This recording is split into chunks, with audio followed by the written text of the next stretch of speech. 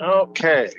Are we there? Hey, there we go. All right, we'll call the meeting to order, and it is 7:03. So Becky, would you call the roll? Jim Sheeline, Arlen McLean, Tom Kitson, Larry Mamini, Doug Farster, Rick Humphrey, Tim Bivens. Okay.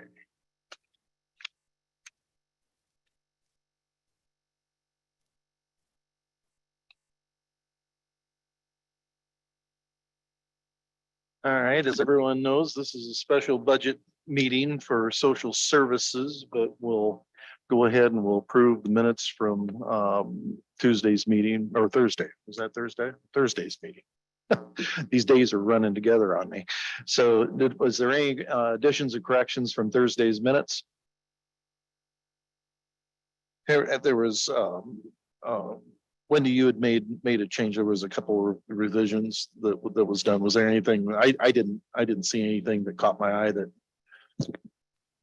to be honest, Jim, I don't exactly remember what they were. I'm pretty sure they were minor, though. all right.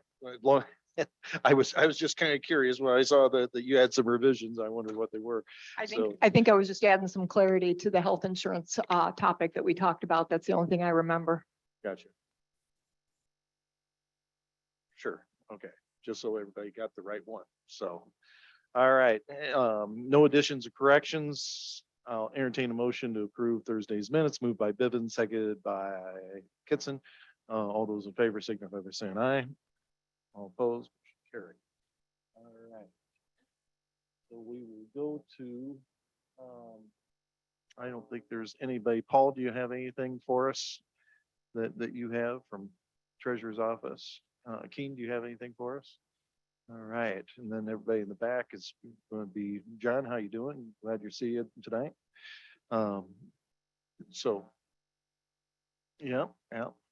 So those guys will all have their presentations. So, unless they have anything comment, glad you guys are here. Appreciate it. Anybody on Zoom have anything before we get started? Have any comments to make or anything? All right, hearing none, we'll go ahead to the presentations. Okay. So we'll start right off at the top of the page, and that's Lee County Council of Aging. And I'm sorry, I'm drawing a complete blank with your first name. I'm sorry. Susan, that's right. That's right. Right up here.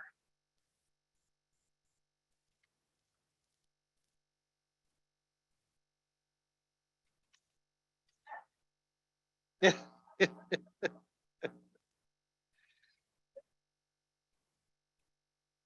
Yeah, talking to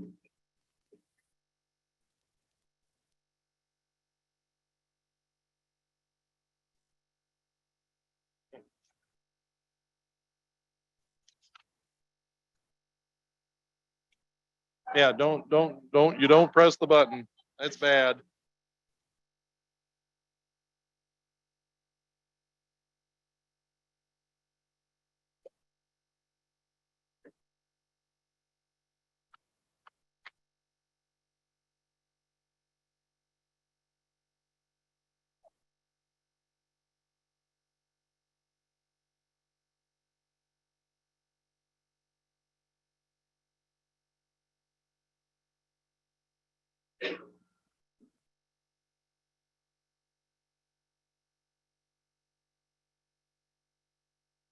Yeah, pull it a little closer to you so that they can be.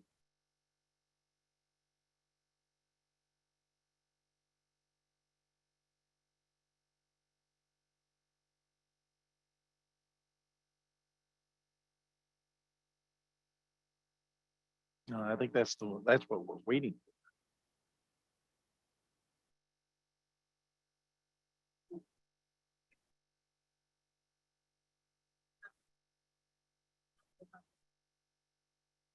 Yep, yep. No,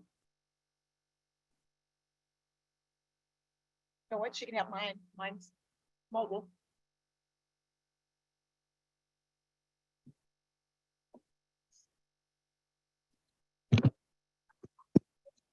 That one works.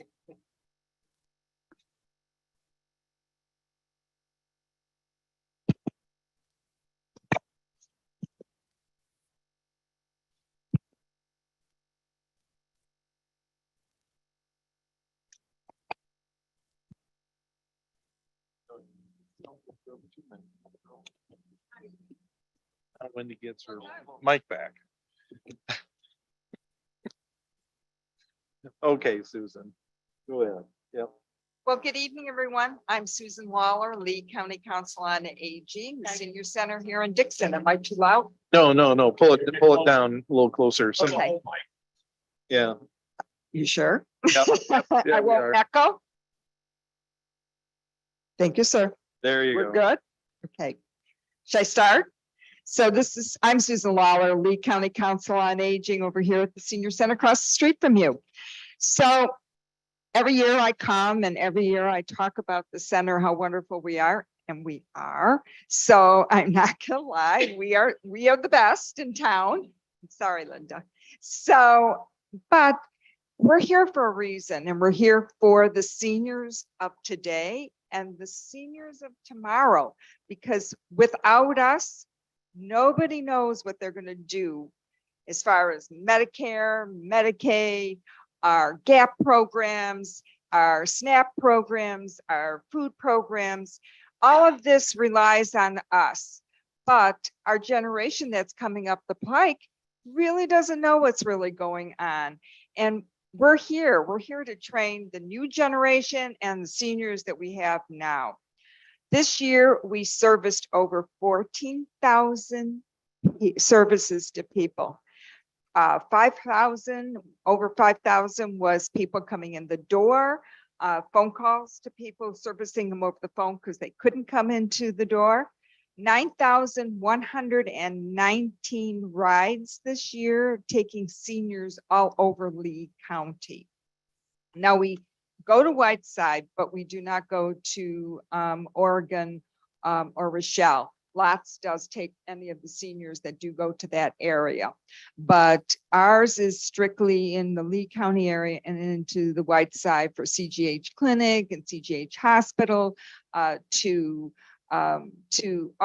We also go to Tri-County there with our seniors. So this is a lot of people that we're servicing, and we're servicing them with multiple programs. Open enrollment starts October 15th. It goes through December 7th. Last year, we served over 700 people during that time. 574 of them got enrolled in programs. But this year, we already are halfway booked up on our appointments, and it's not even September. And we know that we're going to have a rough year ahead of us with how many people we have on staff.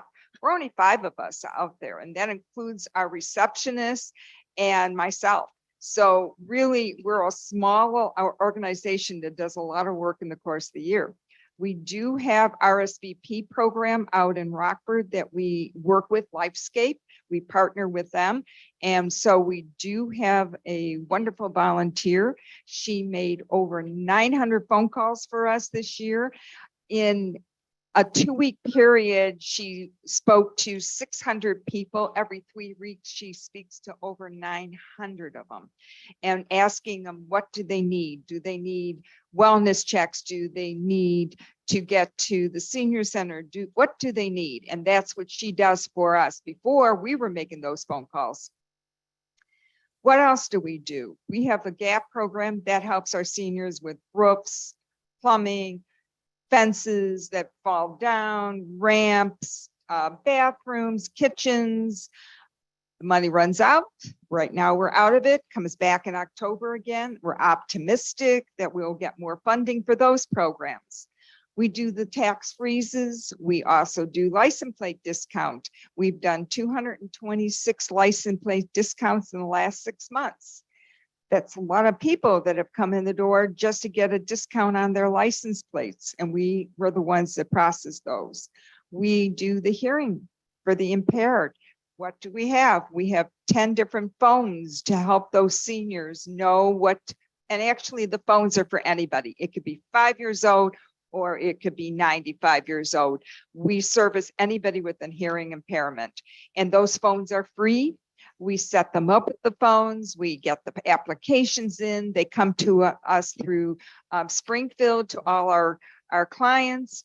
So this is another program that we have, and that program is a wonderful program from the community. And not every senior center has that program. We and Whiteside County are the only ones. Carroll County, Ogle County, they refer them to us because they don't have it. Rockford doesn't have it. Rockford has an outskirts one, but they don't have it for the town. We get Rockford people. Anybody that's a senior can come to our center. There's no hold bars on this. Isolation. We do, thank God for KSB, because we do our meals through KSB, and we deliver about anywhere from 40 to 47 meals monthly to our isolated seniors. And we get those through KSB. It's a great partnership we have with them. We do Lifescape box lunches and box they're supplies plus food, and we did over 100 of them with Lifescape, and we've done 3 now with them. When other agencies haven't been able to do it, we have. We partner with United Way. We do the Summer Eats program. We deliver all those foods to the outskirts, to Pawpaw, to Ashton, to Frankfurt, to Amboy. We bring those lunches out to them weekly, every Wednesday. So we partner with them. We have a partnership with NIA, where we're doing a program, which is the T-Care program, which is working with caregivers. So we have a lot of things going on. And to get the funding, where is our funding coming from? We have a threefold funding. We get it from United Way, we get it from the tax levy, and we get it from our seniors and community out here, our businesses. We do get state and federal funding, and I'm not saying we don't. It's slow. With one of our grants right now, which is a heavy grant that we usually use towards our transportation, it's 8 months behind. We haven't received any funding from them in 8 months. They put in a new accounting system. That's their answer. The new accounting system isn't working problem. That's why we haven't got our money. I don't think that's a good answer, but that's what we have to live with. So without your funding to float us through the year, we will be struggling, and our seniors would be struggling. So I really, really encourage you to think about us again. We asked for 72. In the past 3 years, we've gotten 69.5. 4 years ago, we got a 68. We're hoping for 72, but we'd be very grateful for the 69.5 again. So questions? Question for Susan. Tom? Are your buses, what's the relationship? I know they're done through lots, but do you own them? Do you guys? We own ours. So we own all our, we have 5 vehicles and we own them straight out. 2 of our vehicles we got through the NIA program, which is a grant through them. And we purchased those 2 from Kreider. They were 2 used ones that we got through Kreider, and we purchased those through Kreider. So those 2 we have. The other 3 were purchased through the 5310 grant, which we purchased in 2015-16. Those are the ages of those vehicles. So we have a great relationship with lots. I think probably in the last year and a half, we've had even a better relationship than we ever had before. And I think really it is because they realize the necessity and the need for our center. And we appreciate that they can take those seniors to Pawpaw. We can't make that trip to Pawpaw. There's no doubt about it. But we have 2 seniors out there and that need to come into Dixon, and we can't get them. they're there. They have children that we take to like St. Mary's for their school because they can't get them at the time that they need to because they have a service contract where they're taking multiple people to their jobs. And so we can take those for them because it fits right into our timeframes. So I think that with that relationship, we're only going to get better and bigger here in this town. And I foresee us opening up where we're going to be here for weekends. We're going to have longer hours. We need the people, we need the drivers. It's a challenge. And I'm not going to lie to you. They're out there looking for people. We're out there looking for people every day. If we could get more people, we could be changing the community much faster, but we just can't get them. Thank you. You're welcome. That was kind of my question too. I mean, we got the lots program out here. I see you guys are, have the buses and stuff, and somebody makes a call. I mean, do they just pick and choose who they call, or is this? So how we arranged it, this is our working relationship here you have to have. So a senior calls our center. Somebody that's 60 and under will call lots. And so if it's a senior and it has to go to Pawpaw, they'll call us and we'll arrange that with lots to get them to where they need to go. Same situation with Rock River. Rock River is part of one of our partnerships, and they go to Rockford. We don't. Lots doesn't go to Rockford, but they do. So what we do is take our people to Ogle County, to Rock River, and there they take them on to Rockford. So it's a great. I know it sounds maybe a little complicated, but we really have it worked to a point that a relationship works. Kreider, we could call Kreider in the morning and say, hey, you've got somebody you're taking at 7 o'clock and we've got 5 people going opposite ways. Can you help us out? They'll help us out. They have a 5:45. Kreider doesn't like to do the 5:45s or 5:30. We're out on the road at that time, so we can take those people. Even Lots will put some of ours on it because they don't have somebody going out. They have a service contract at that time. So an individual person might be able to get to a job. And so we can do that. I have dispatchers and they have dispatchers, and we work off of the CTA system, which is a software system. So we all can see what everybody's doing at any given time. Does that answer, or did I not answer? Yes and no. I mean, I think it's a great program that we offer this to the community.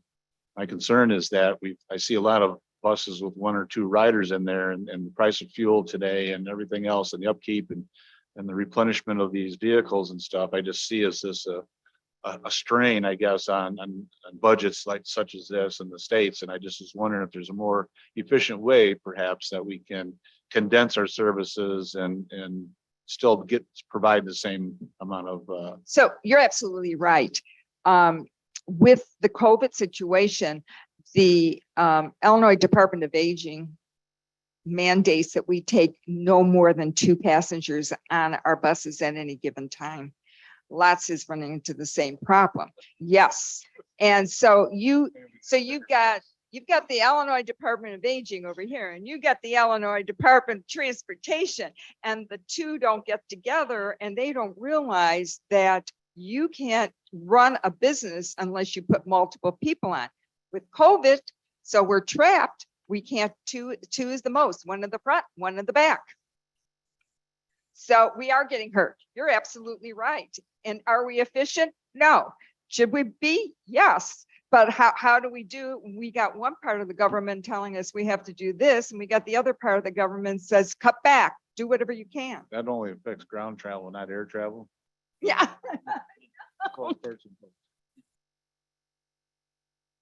Tim.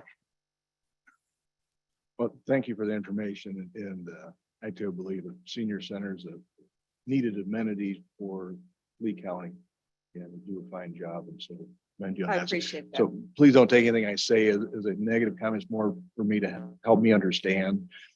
You mentioned Lifescape.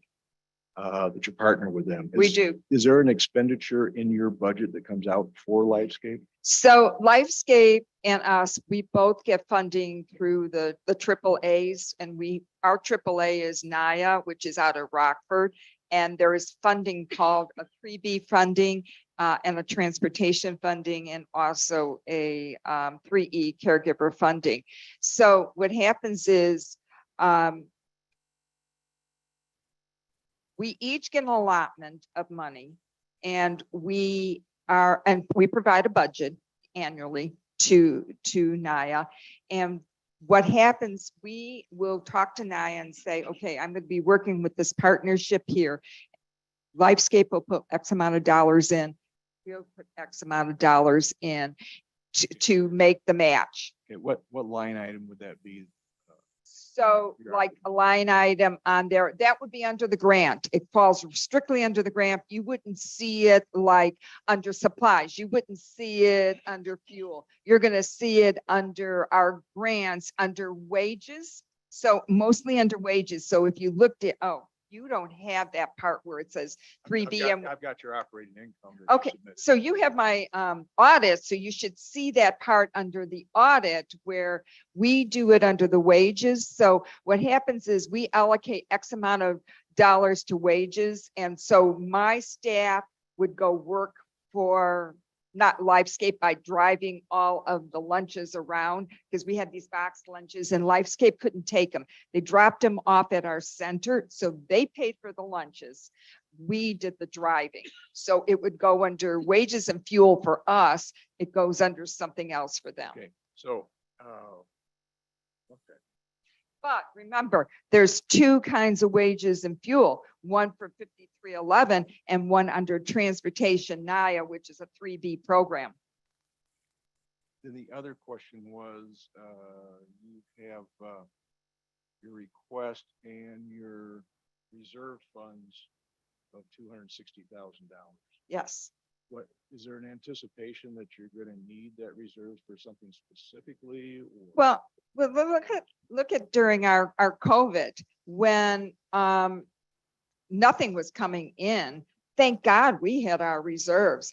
I didn't lay a person off. I was able to keep wages going. So my goal, and has been my goal right along, to get our reserves to 500,000, which is a logical place to be with the senior center. We should be able to eventually get to that goal. And so I think we're very low, but it's been a struggle trying to do it. So let me kind of give you a little history. When I came into the center, there was almost $165,000 that over the years, local match was not paid to the 5311 program. And when I came in, I had to eat that. And actually I had that to pay off. And then I had to also pay off my local match for the year. So my reserve kept going down and I was trying to build it up. My first year, I was able to fundraise and make $93,000 in my first year, which was like, great. But what did I do? I took it and I had to pay it off this past, I think it was 5 years that they hadn't paid local match for. And so I'd have to look at the records, but I think it's about that. And because of that, then I had to pay that off. Not me, but you understand, the agency had to pay that off. And so every time we get ahead, we are one step backwards because we're taking care of past things. Right now, I have a building that is the proverbial money pit. I mean, I have a wall that was coming down this week and it was an interior wall because when they built this building, they added a swimming pool, but when they did that, they didn't join the two walls together. So there was a gap between two walls, two exterior walls. So because of that, with all this rain and everything, all of a sudden I'm getting this water into the building. Where am I getting it from? So they had to take the wall down, the interior wall down to see, and there is another wall, there's a gap this much. So I have Brown's Construction in there trying to work on it. That's money. I mean, that's money that I have to keep coming up with. So do I think I should have a bigger reserves? Absolutely.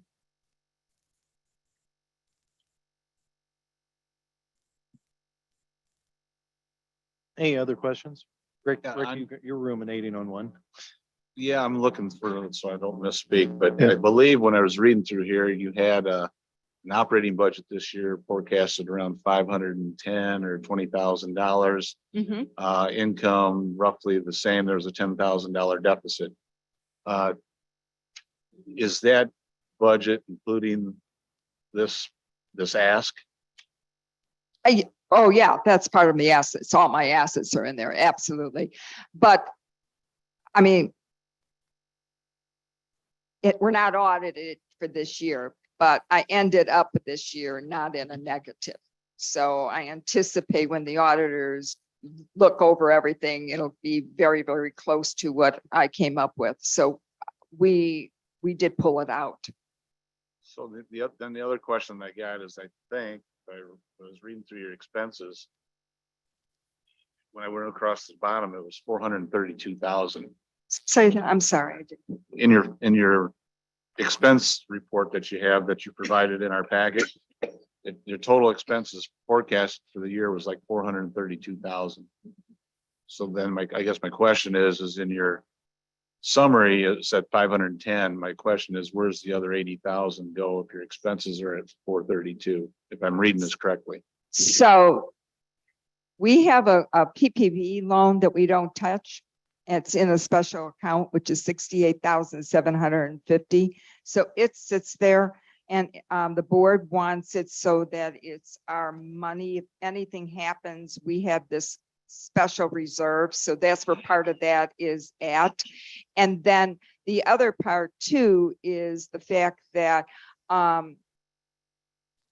my grants aren't all coming in. So yes. So when you look at what we're getting, what we're showing in a revenue that should be for this year, I didn't get my DFI in this year.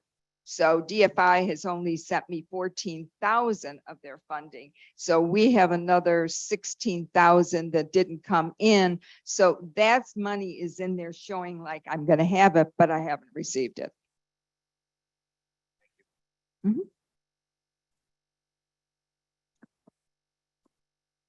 We didn't talk about this before, but I guess the way we've done this in the past, we've heard the presentations, and then when everybody's done, we circle back.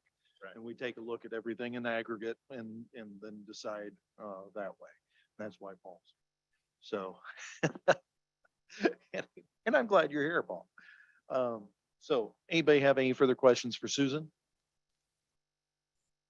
Thank you, Susan. Appreciate your time. Thank you. I tonight. appreciate it. Yep, you bet. Thanks for coming.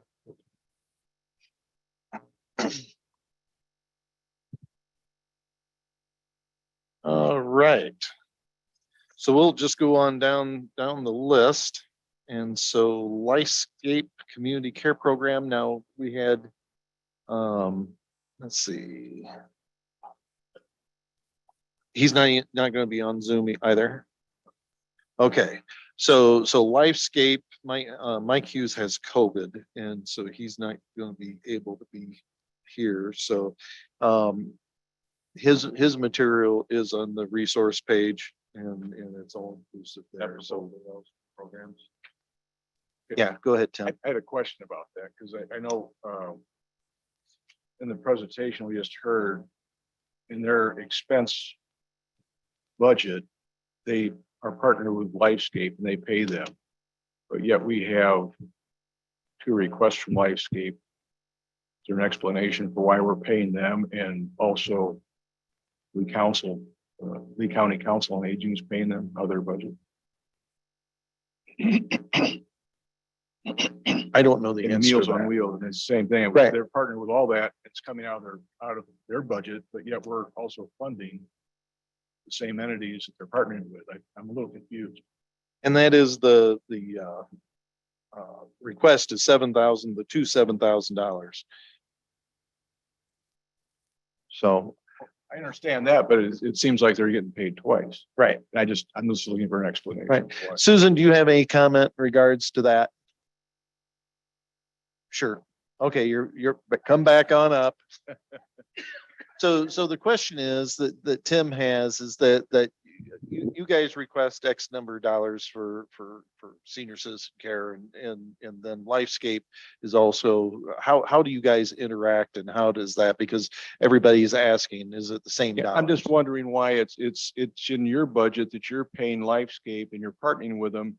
And we have a request also from Lifescape, two requests actually, and Meals on Wheels, which you partner with.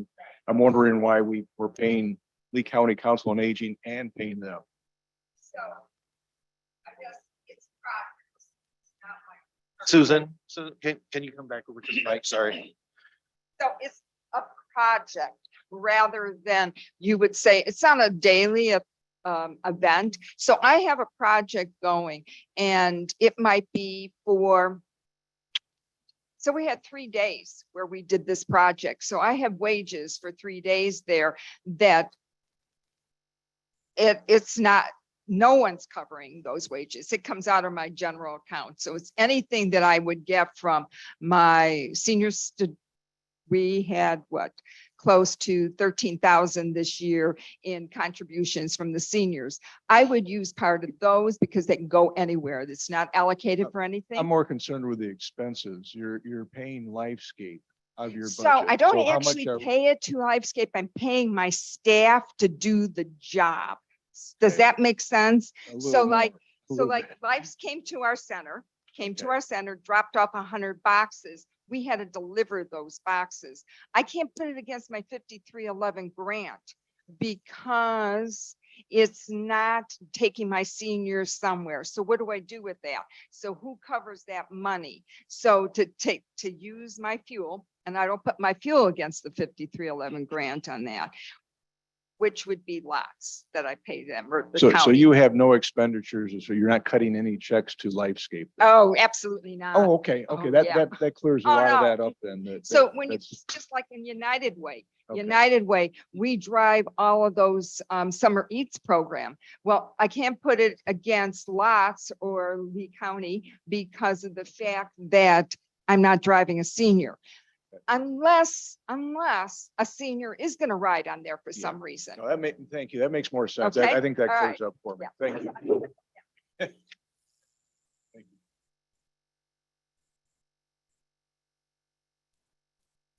Happy with that? Okay, very good. Glad you're happy. Just for reference, Jim, I know in the past, they Yes. also deliver all over the county. There used to be at least a bar in Pawpaw that has a back room where all the seniors gather and they deliver the lunches for them. I think they deliver the lunches, the Amboy. I mean, they deliver all over the county with these. Yeah, it's unfortunate that and I've forgotten a lot of, how many times have we been through this and you see them once a year and you can't remember everything. But it's unfortunate that Mike, I'm sure if there's any questions further for their request that we can, contact Mike Hughes and he'll give answers back to us. So keep that in mind. So we'll skip the both of Lifescape and Rock.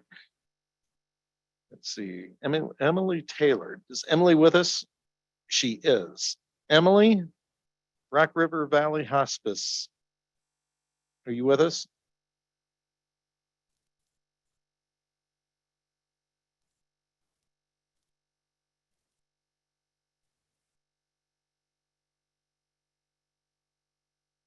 Hello, Good evening, Emily.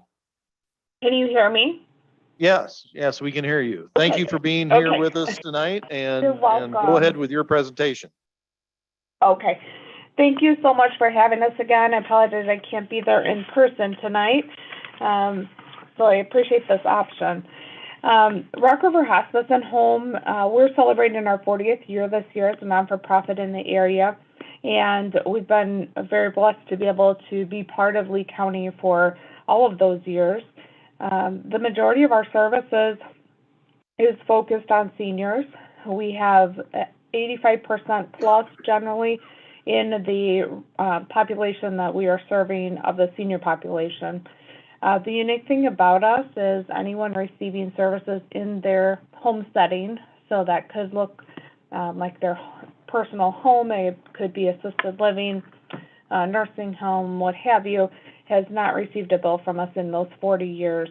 So whatever Medicare, Medicaid, private insurance, maybe they're actually an indigent person who does not have insurance, we would not be passing on costs to them. So we do look for funds in the community such as yours to supplement some of that.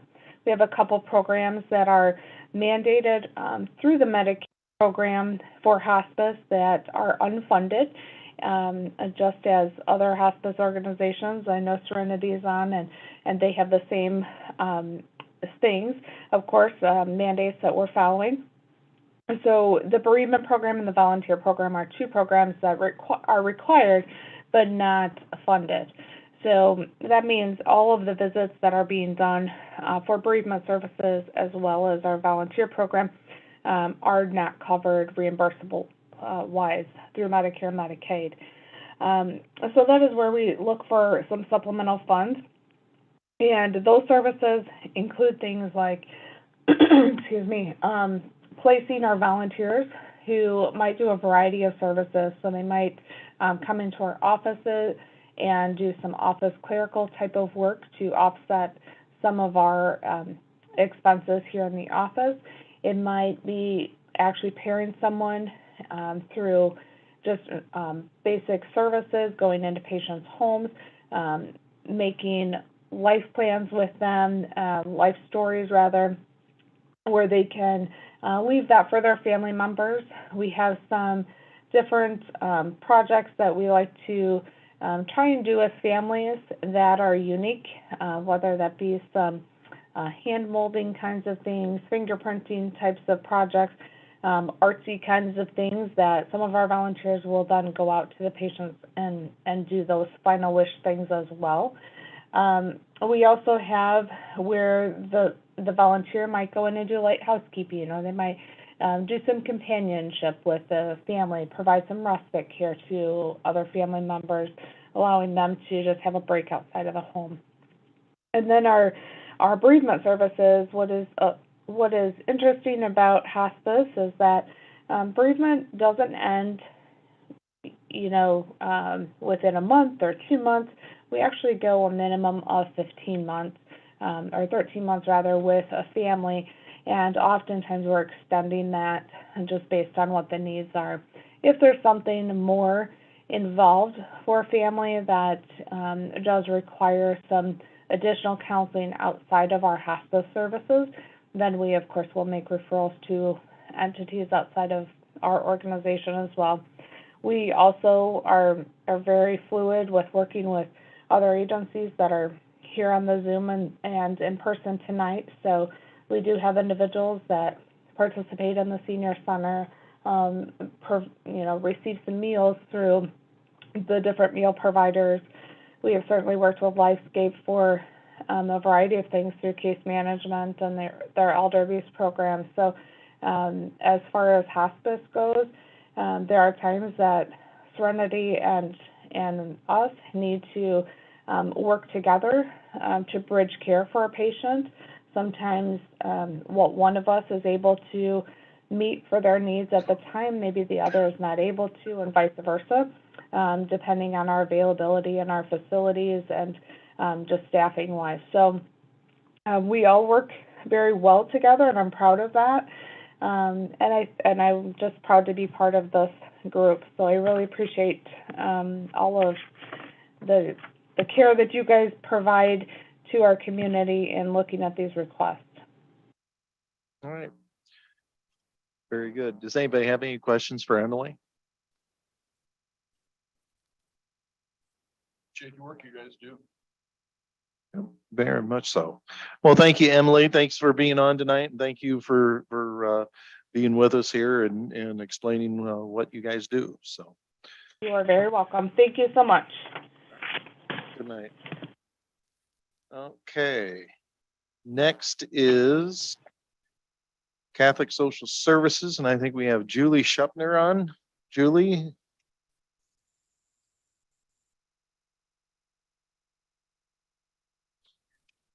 Hello. Good evening. Sorry, it took me a minute to unmute, so, No, that's fine. Go Good ahead to with your see you. presentation, Julie. thank you. Again, I'm Julie Schuffner. I'm the program director and the regional ombudsman for the long-term care ombudsman program. And with me tonight, I have April Smotherman. She is the community ombudsman that has her boots on the ground providing our service in Lee County. So many of you are familiar faces to myself. I, in the past, have presented with Kathy Waitman Moore, who has transitioned into the director of Catholic Charities Social Services for the Diocese of Rockford. And I transitioned into the program director, but prior to that, I was actually the community ombudsman for Lee County. So I'm very familiar with the county, with the facilities that we provide service to and the residents. So thank you for taking time to review our application and talk with us this evening. So I'm sure many of you are aware of the services that we provide. I'm just going to quickly do an overview, and then I'm going to have April speak about her service that she's providing in Lee County. And then if you have any questions, we'll be glad to answer those for you. So our program is the sole provider of the Ombudsman program for the 9 Northwestern counties. And Lee is one of the counties that we do service. So in Lee County, there's 14 facilities and over 400 licensed beds, with roughly about 76% of those beds filled on average. So we provide advocacy services for adults that are in long-term care, whether that's short-term or long-term. And our main focus with the advocacy work that we do is ensuring that the residents that are there are given the opportunity to live at the highest possible level of independence, not only while they're in long-term care, whether it's short-term or long-term, but to get them transitioned back and integrated back into the community if that's what they wish to do and it's appropriate. And so in providing those services, we often work with many of the community service providers that are speaking tonight and also requesting funds, such as Lifescape, Adult Protective Services. We often interact with hospice providers, the senior centers, we work with them as well. So it's great seeing them here and hearing, again, how their programs interact, and we all work together. I think it's a great system that's in place to provide the services that are needed. So this past year, we've had some changes. We've had some staff retire. We've hired new staff. We're fully staffed now providing services, and we're in the buildings unrestricted doing the program as it's set forth to be done. So the focus that we have started with our new annual services plan is really taking time to focus on community awareness of our program, and that includes not only residents and their families, but the community as a whole. One thing we found with COVID is that whenever things were happening as far as visitation restrictions and families and residents were really looking for assistance, our program awareness, again, has always been a struggle, but it really became more highlighted during that time. So over the past year, what we've done is really focused on that education piece and making our program aware, not only on a state level, but on a local level. And part of doing that is we created a brochure that was mentioned in our application. I can kind of show you one here, that we handed out not only to residents and staff and the community as a whole, but it offered presentations regarding not only our program, but residents' rights, supporting residents' goals, community services, just all kinds of advocacy, including neglect and abuse as well. So it's been really popular. We've reached a lot of people. We're excited about that, and it's something we're going to continue. So with that, I'm going to hand it over to April, and she can talk to you a little bit about her role as the ombudsman in Lee County and the work that she's doing. Hi, so I'm the ombudsman for Lee County, which is consists of 14 facilities and 465 licensed beds. One of my roles as an ombudsman is to support residents in living as independent as possible, whether that's in long-term care or helping them transition back into the community. We advocate for the highest level of independence that a resident can possibly have, and we make sure that they have the right resources if they are going to transition back into the community. Usually this is done by us working with the staff, with the resident's family in having a care plan meeting.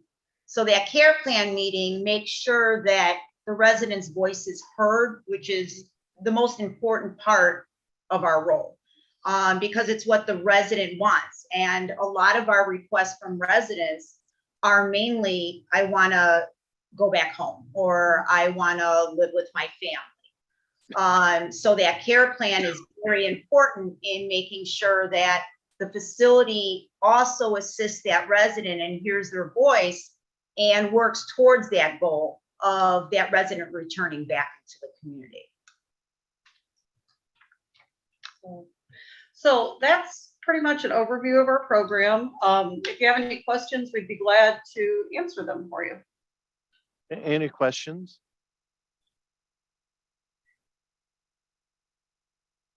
What happens to your program? What happens to your program if we can't give you the full funding you've requested versus what we've done in the past? Sure. Well, our program is required. We're in the federal act, so we have to provide the services to the residents in Lee County, and that will continue. But the funding allows us to have a bigger presence in Lee County. So we always exceed the minimum requirements that the federal and state program requires. We do more visits, we have a bigger presence. Sometimes on a federal level, we're required to be in facilities maybe once every 3 months. There's times we're there 3 to 4 times a month, handling concerns depending upon the need at that time. So our program will continue, whether we have the funding or not, but it's the level of the program and how often we can be a presence in Lee County that would be affected, for sure. Thank you. Yes. Any other questions? Hearing none.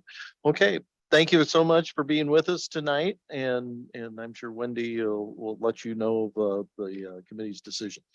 Thank you, and we appreciate the past funding and the opportunity to talk with you this evening as well. Thank you very much. Thank you. And we very much appreciate what you guys do as well. Thank you. Okay, good night. Okay. Linda, Meals on Wheels. Come on up.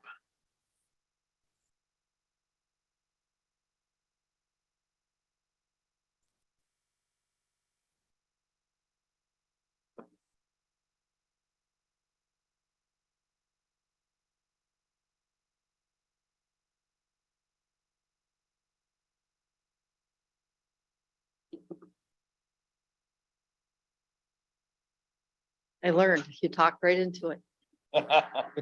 So I'm Linda from KSB. I'm representing Meals on Wheels. We're a volunteer-run organization. We prepare the food. Meals on Wheels buys it. We deliver, or the volunteers come and then they deliver to the patients. We're asking for the funding to help the program continue. The meals are paid for by the participant, but they don't pay the actual cost. So what we're asking for is funding to help us pay the difference. We run about a $5,000 or $6,000 deficit a year, and we get funding, or we get donations from churches, from some of the participants that are on the program, and from the board members. Do you have any questions? You guys have a fantastic program. I'm pretty familiar with it, but now I have a question. What came earlier. What's the association with Lifescape's Meals on Wheels? Is there a relationship between the two? No relationship between Lifescapes. Just And- happens to be called Meals on Wheels with them also. Yeah, ours is actually Meals on Wheels of Dixon Incorporated, and we only service residents in Lee County or in Dixon within, within a 1 mile radius of the hospital. Is the way it was established. I do remember that. Meals on Wheels takes care of the rest of it. Right. Or no, I'm sorry. not Meals on They, Wheels. Lifescapes goes Lifescape, outside. Yes, Mhm. thank you. It's just the way it was worded in our paperwork. Yeah. Want to clarify. Thank you. And your request is the same as last year, and that's $4,000. Yes. Very good. Any questions from? How many people utilize your service currently? Right now, we're feeding around 60 people a day. 60? We feed Monday through Friday and the holidays if they fall Monday through Friday, and they have the opportunity to buy a sack supper also. Very good. And echo Tom, you guys do a tremendous job. We really appreciate it. So, In general, I mean, what's the limitations to the program? And do you have to be a certain age, certain income level, or just anybody wants to sign up for it, or? No, the program's open to anybody. So let's just say you had surgery, you broke a leg, you Sure. can't get around. You can be on Meals on Wheels. We can deliver to your house for the 2 or 3 months that you need it until you're back up on your feet. People can come on and go off if somebody's here in the winter and then they go, maybe to Florida in the, I have that backwards, but they go out for a few months. They can come on and off as often as possible or as they need to. Some of them have been in the hospital, gone to rehabilitation, and they come back after 2 months back to their home. We'll start and stop you as often as we need to. It doesn't impact what we do or the services. We're still going to run the routes. Sure. And we still have, we just prepare the number of meals needed for the day. So we cut back on, and we're not charging for any extra food or anything.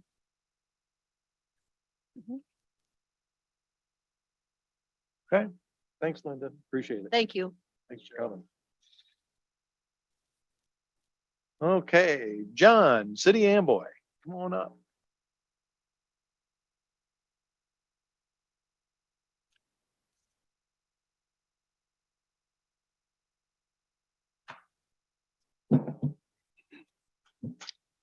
All right, good evening, everybody. I was asked to come here tonight. My alderman that represents our community building could not make it. So my name is John Schamberger. I'm here representing the city of Amboy. This year, like many years prior, we're requesting $4,000. This money helps fund what we call our senior center at the community building. Our building is available for seniors to come in daily. They play bingo, cards, also a cooling center, a place for them to mingle and hang out. We do also have the Lifescapes food program operates out of our kitchen. We do pay all the utilities and upkeep of the kitchen, cleaning, et cetera, for that meal program. And then also yearly for the senior citizens, I provide a Christmas dinner in December where we have food brought in and the city council serves it to them. We play music. It's actually very touching. There's a lot of people there that either they don't have anybody to celebrate with or they can't afford a meal on their own. So we bring them in and it's an interesting afternoon. Those are the few things we do with our senior sitter. We're needing a lot of updates in our kitchen that provides these meals and offers these services.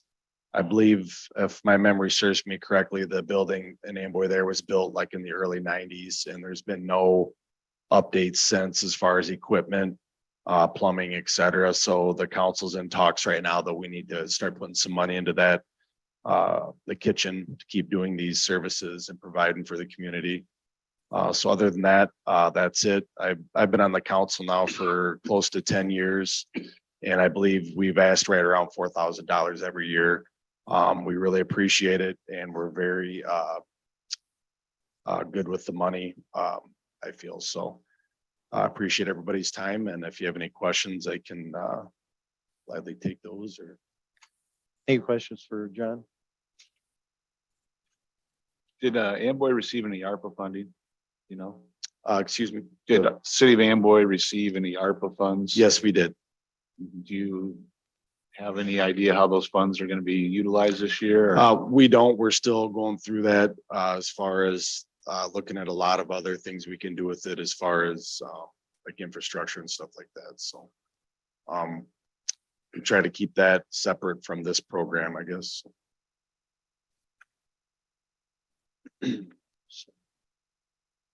Seeing no further questions. John, thanks for coming in. Yep, Appreciate thank it. you, everybody. Appreciate your time and everybody have a nice night.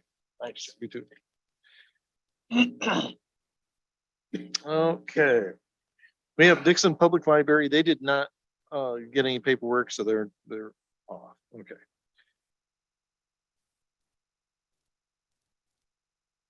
Gotcha. Okay. All right. Serenity Hospice and Home, Kathy Gronhagen. Good evening, Kathy. Hi, guys. How's it going? Go ahead. Thanks for being with us tonight. Thank you guys for this opportunity. There's a lot of pluses to being one of the later speakers. You've already heard of the wonderful services from Emily that both of our organizations provide. You've heard of the wonderful working relationships we have with the other organizations. And I can honestly say that without those great working relationships, no one here would be providing the excellent services that we have. I can't say enough great things about Rock River Hospice and Home. The ombudsmans, you guys have done so much great work for us. We appreciate it. Lee County Council on Aging, oh my gosh, the services you provide our patients is just phenomenal. Serenity Hospice and Home served in 2021 over 500 patients, and 187 of those patients were in Lee County, which is wonderful. You are our second largest service territory. We appreciate everything Dixon and the Lee County area does. So rather than talk to you about everything that you've heard from Emily and the normal services we provide, I want to highlight something that we just started recently. We received a grant from the Rochelle Area Community Foundation, and with that grant, we purchased 4 Oculus virtual reality headsets. And boy, what a difference those are making for our patients. And we actually even let the caregivers get a little respite with them. Our staff has been taking them out to the patients. Virtual reality is the next great thing for stress management and pain relief. And there's a million articles and medical journals and posting about what a difference that makes for people. We had one lady in Serenity Home who was swimming with the fishes, and we're even looking at it as a physical therapy because she was having her arms move and trying to touch the fishes, and it was just such a great thing. So I know all of the organizations are always trying to come up with new ways to make life better for everyone that we serve. We're going through the same struggles every other nonprofit is going through right now. Staffing, covering absences when workers are out with COVID or their family members are sick, turnover, people leaving healthcare industry. We had a lot of people choose not to remain in healthcare and have gone to jobs in different sectors and different organizations. So we've been having to do hiring and training for those causes. But I just want to say thank you guys for the opportunity to present to you again and what a difference you're making for everybody. So I don't know if you have any questions. Okay. Do you have committee have any questions for Kathy? No questions for you, Kathy. Once again, thank you. Thank you for the wonderful thank you note that got passed around the committee, and thank you for being with us tonight. Thank you for what you do. Thank you very much. Okay, our last is Village of Pawpaw, and that information is in front of you. That is Michael Torman, and I don't see him on.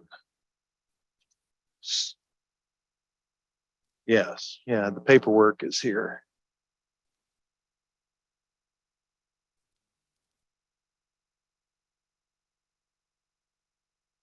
So they're asking City of Pawpaw is asking for $2,500. And last two requests had been for 2,000, and we gave them $1,000. Okay, so I guess I would suggest that we go back up on the top, and we can make a suggestion and of where the committee feels that funding should be from the requests, and we'll just go down through the list. Go ahead, Rick. Well, I mean, just to reconcile, last year, we handed out $101,400, and the requests are $109,500. So we've got approximately 8% increase. $8,000 increase. So we levy for this, correct? Or is this in the general fund, or is this a separate levy?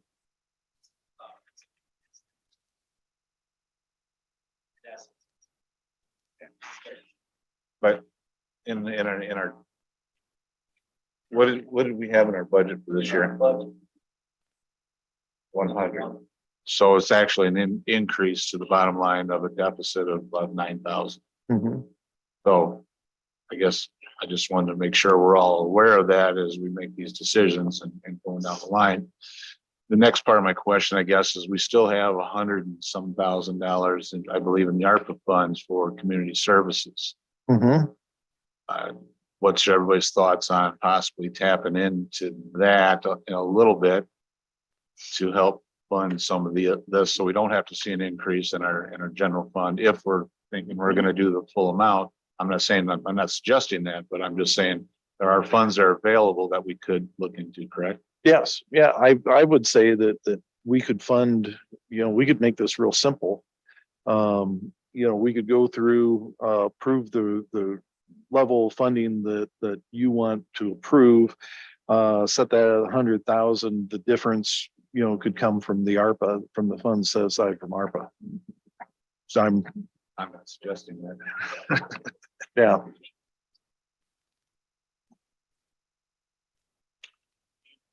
I don't know if we earmark any of that.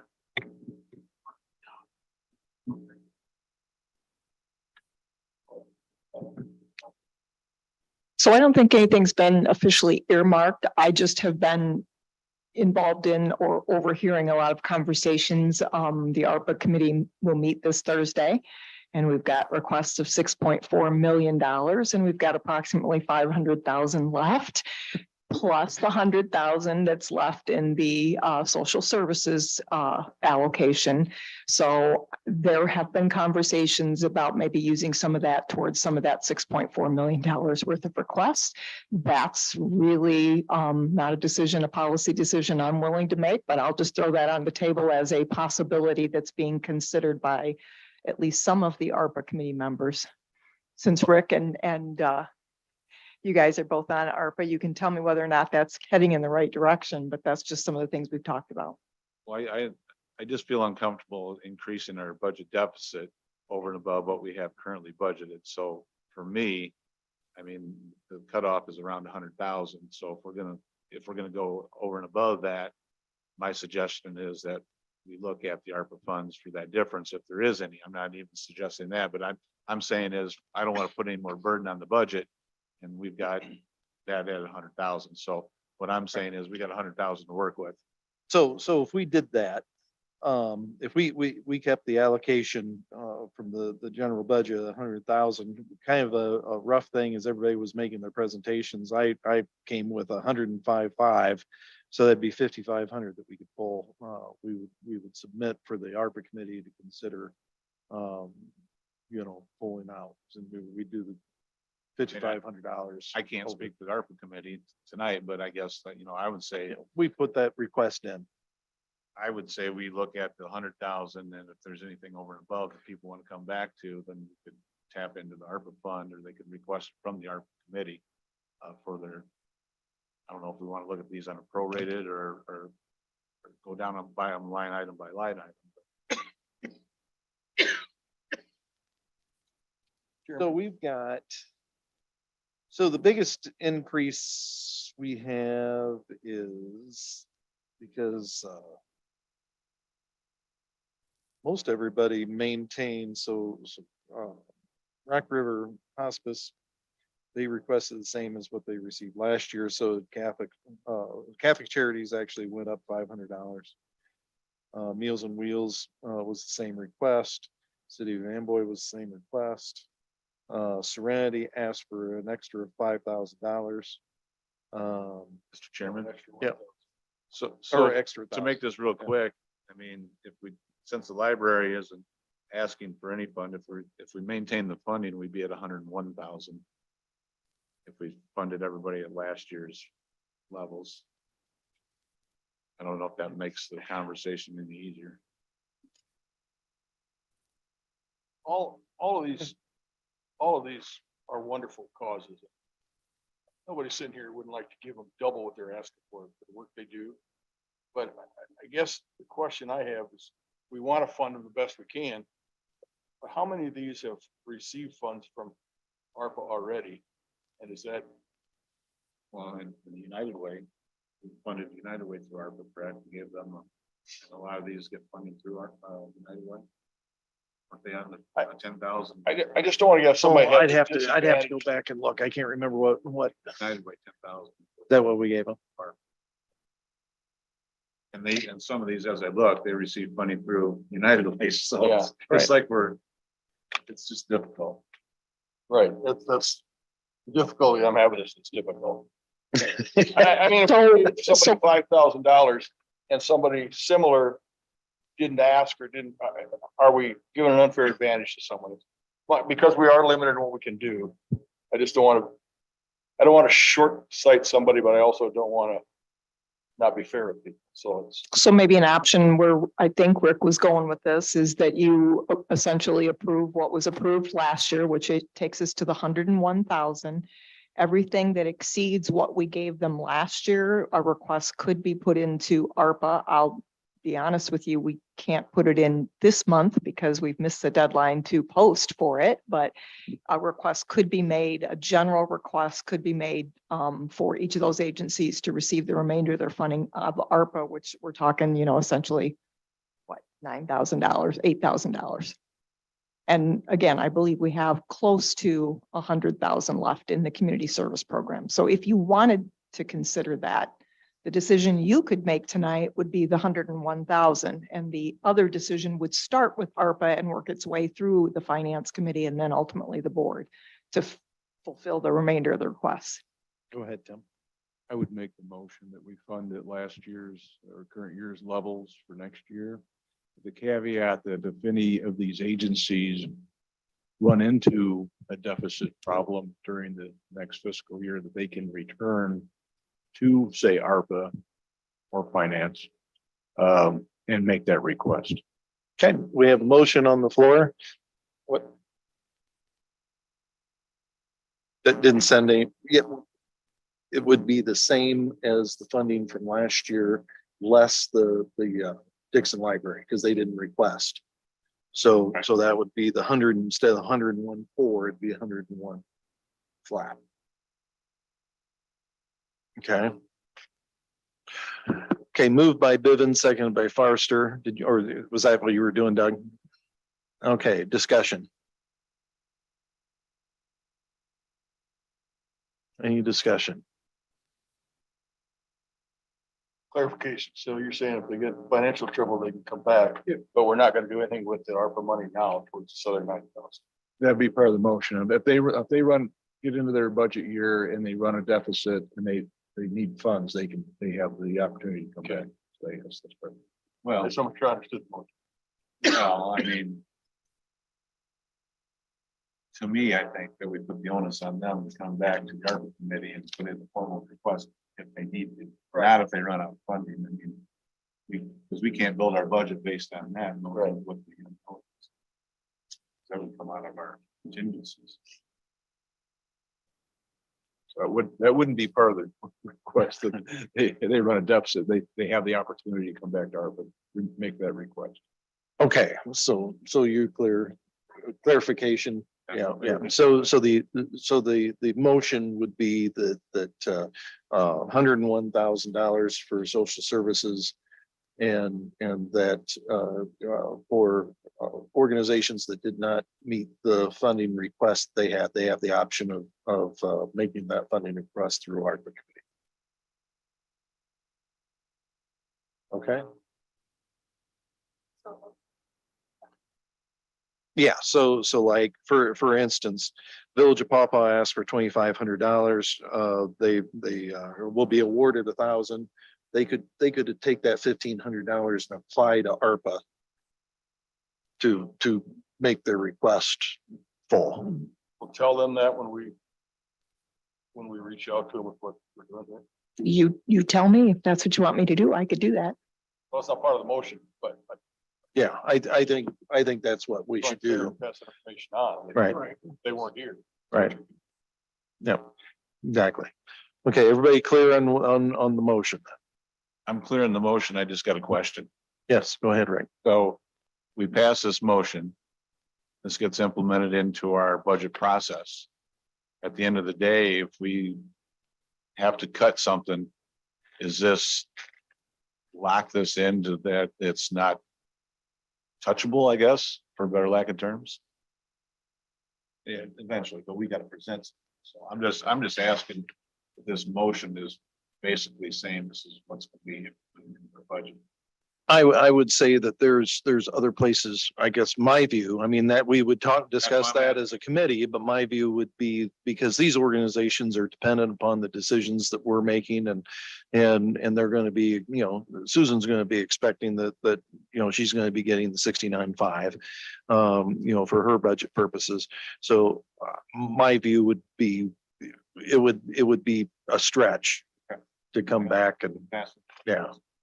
I mean, we could, but that would be something that would be, to me, a last resort. We never have. Yeah, right.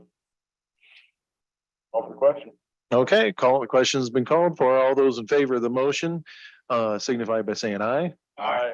Opposed? Motion carried. All right, so we got, I think that's all the so for as far as next meeting goes, we have next Tuesday or tomorrow morning. As in tomorrow morning. Wish it was next Tuesday. Next Tuesday.